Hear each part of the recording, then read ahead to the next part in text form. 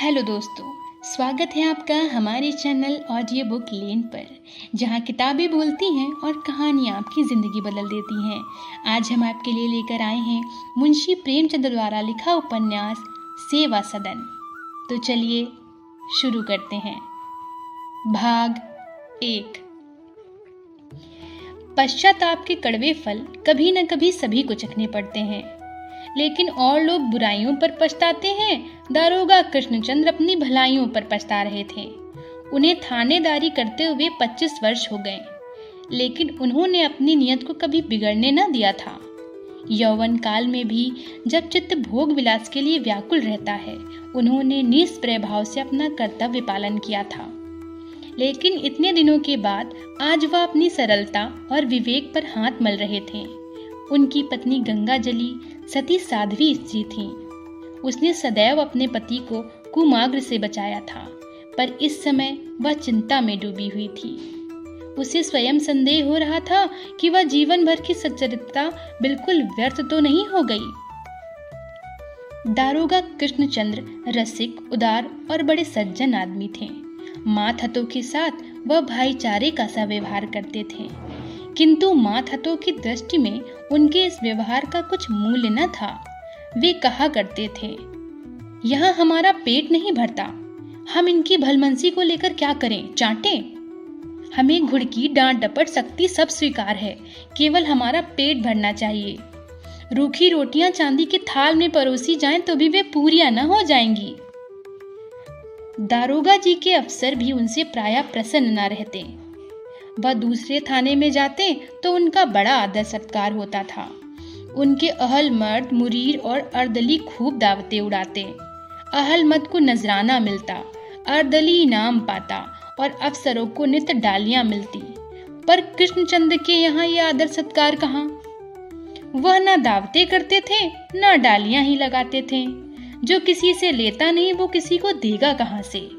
दारोगा कृष्णचंद्र इस सूक्ष्मता को लोग अभिमान समझते थे, लेकिन इतना निर्लोभ होने पर भी दारोगा जी के स्वभाव में किफायत का नाम न था। वह स्वयं तो शौकीन न थे, लेकिन अपने घर वालों को आराम देना अपना कर्तव्य समझते थे। उनके सिवाय घर में 3 प्राणी और थे, स्त्री और 2 लड़कियां। दारोगा जी इन लड़कियों को प्राण से भी अधिक प्यार करते थे। उनके लिए अच्छे अच्छे कपड़े लाते और शहर से नित्य तरह तरह की चीजें मंगाया करते।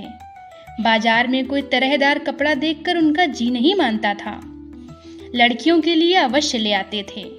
घर में सामान जमा करने की उन्हें धुन थी। सारा मकान कुर्सियों, मेजों और अलमारियों से भरा हुआ था।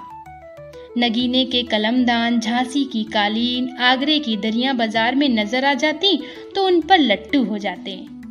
कोई लूट के दन पर भी इस भांति न टूटता होगा। लड़कियों को पढ़ाने और सीना पिरोना सिखाने के लिए उन्होंने एक ईसाई लेडी रख ली थी। कभी कभी स्वयं उनकी परीक्षा लिया करते थे। गंगाजली चतुर स्त्री थी।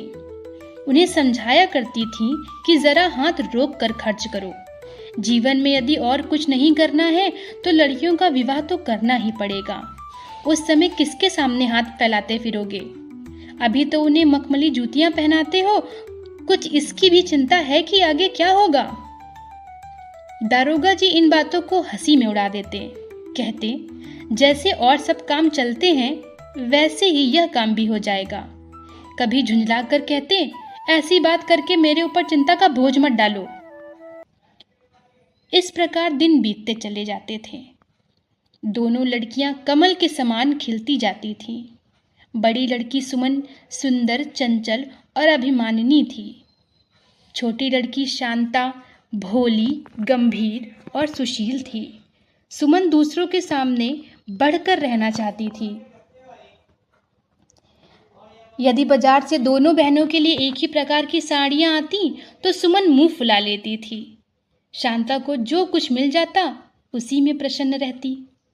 गंगाजली पुराने विचार के अनुसार लड़कियों के ऋण से शीघ्र मुक्त होना चाहती थी, पर दारोगा जी कहते यह भी विवाह योग्य नहीं है।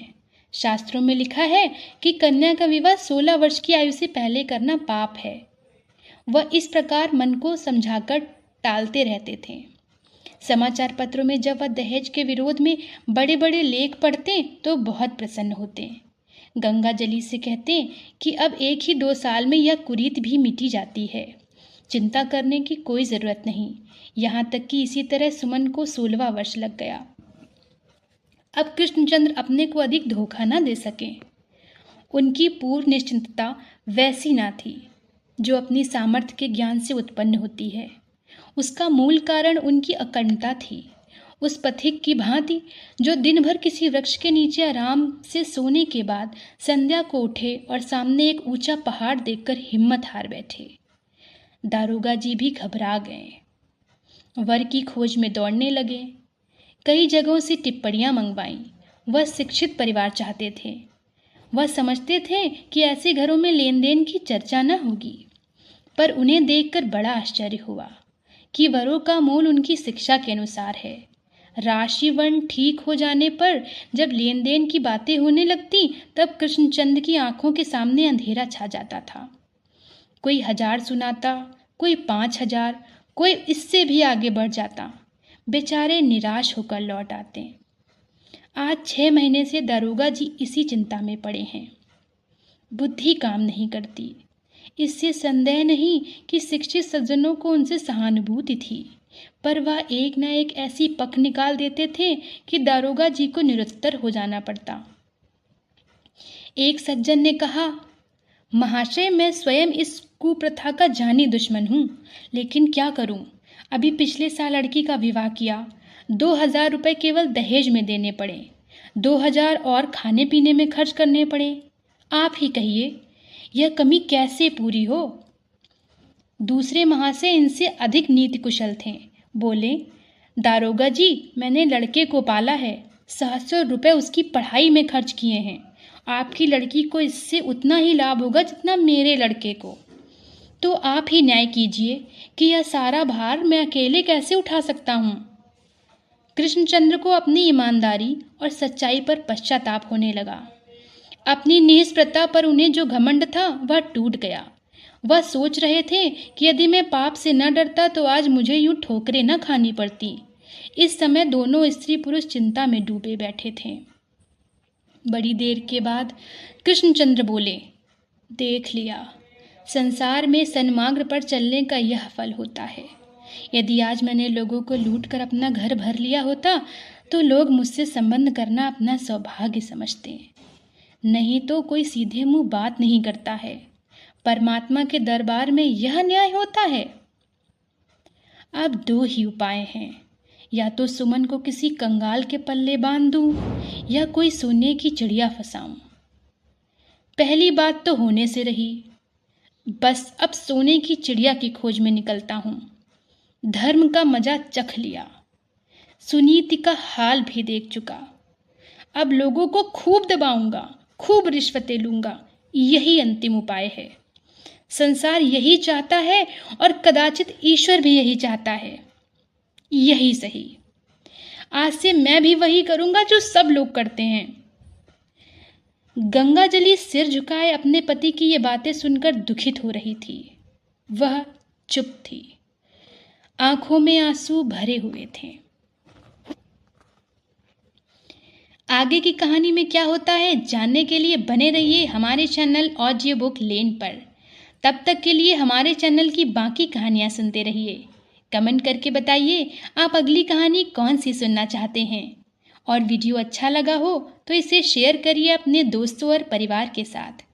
मिलते हैं अगली वीडियो में। धन्यवाद।